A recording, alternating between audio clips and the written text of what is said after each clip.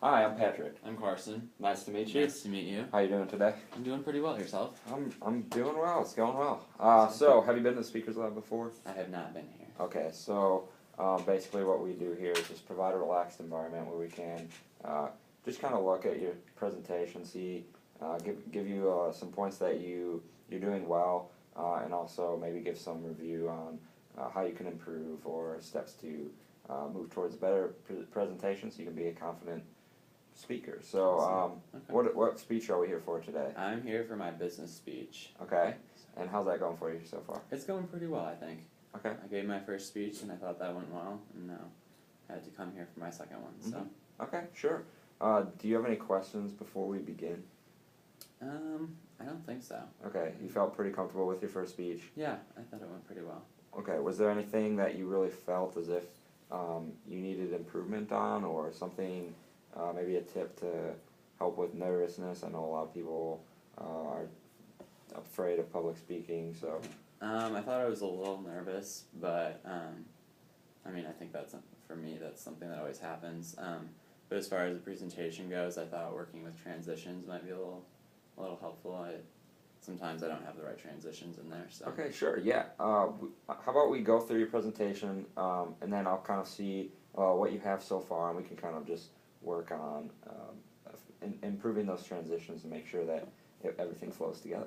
Okay, sounds good. Okay, all right. So whenever you're ready, I'll be sure to time you so that we have an idea of where we're at, and so you can start whenever you're ready. All right. Well, good morning, everyone. My name is Carson Dreyer. I am here to talk to you today about healthcare benefits in the workplace. My thesis is that businesses that provide health insurance benefits should require employee participation in a wellness program. So today I'm going to talk about the obesity and insurance costs. I'm going to talk about wellness programs and how they can help lower these costs. And then I'm going to talk about the benefits that the companies will have of saving money and having healthier employees. So the problem, 35.7% of adults in the United States, according to the Center for Disease and Control, are obese currently. Their medical costs are $1,429 higher among these people that are obese. Another problem that exists are rising insurance costs. So currently, according to the United States Bureau of Labor Statistics, 9% of civilian wage packages go towards the health insurance.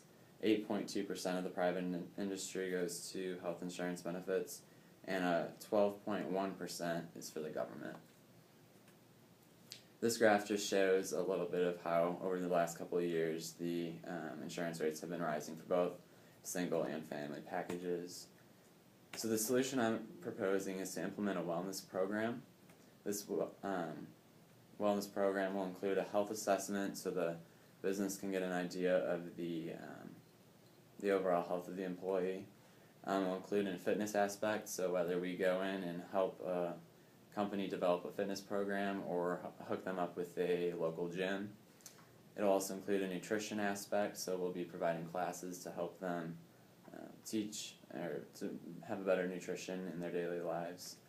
It will also include health seminars, so that'll include portions of nutrition, overall well-being, just spiritual and all those kinds of things. Lifestyle coaching, so those people who maybe are struggling a little bit with health or nutrition or fitness and need a little bit more individualized help. That's what lifestyle coaching will help them with. And some of the incentives for this, to get people to participate in these programs, a lot of companies use money. According to the Kaiser Family Foundation, a 14% increase occurred in the participation in a wellness program if there was some type of a financial incentive. So for businesses, why should they implement this? The benefits are they have healthier employees because obviously they're working out more, they're eating better, and that's also saving money in insurance costs for companies. And according to Fox Business, there's a return of investment of $3 for every dollar that's invested into a healthcare plan. And this graph just shows that when participation in these health benefit programs, the employees' insurance costs decrease. So today I've talked about the problem of rising obesity rates as well as rising health insurance costs.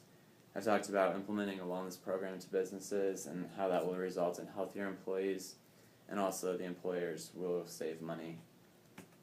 So why does this matter? Health insurance rates are going up whether we like it or not. And so the best way to do it, the best way to save money is to develop these wellness programs. All right. Thank you. All right, good job. We were right in the time frame, so good work with that. Awesome. I really liked your visual aid. I thought it was very powerful. I liked how you had the transitions in there that allowed you to bring up points as they go. Okay. You additionally didn't have too many words in there, so that was good. I'd advise you to keep that up and Okay. keep that strong visual aid. One thing I did notice is at the beginning, I thought you could have included a more effective attention getter, maybe to get your audience engaged into your presentation a little more, and make sure that you really emphasize how this problem is affecting them. Make sure to connect it to the audience and make the topic relevant to them. Okay. Overall, I think you got the basis down. Good organization. I mean, it's just like some of the smaller things like that. Overall, I think you had a good rate. But just watch out for kind of like physical gestures. Don't sway back and forth. Maybe keep that good, solid eye contact with your audience. Okay. Just to know that just so that they know you're engaged and involved into your presentation, so that they can do the same for you. How did you think my transitions were? I thought your transitions were pretty solid. Okay. Overall, the big thing is making sure everything flows together. So if you feel like you're choppy a little bit, I didn't see any exact examples when you were presenting. I thought everything flowed together nicely. At the end, you did have a point where you kind of were just listing things. So Okay. instead of listing things, maybe throw in a transition in there to have those ideas flow together. So when you make a list, be like, first off this, then this, next this, or like little phrases leading into the next thing you're talking about. So comparing things to make kind of that transition phrase to put ideas together. Okay. And then finally, with your review, I liked how you had the review in there, but I felt like with your conclusion, you could have ended on a stronger note and really connected it back to your introduction. So that's always a possibility, just to really stand out and be that much more effective. Okay. So that's all I have for today. Do you have any other questions?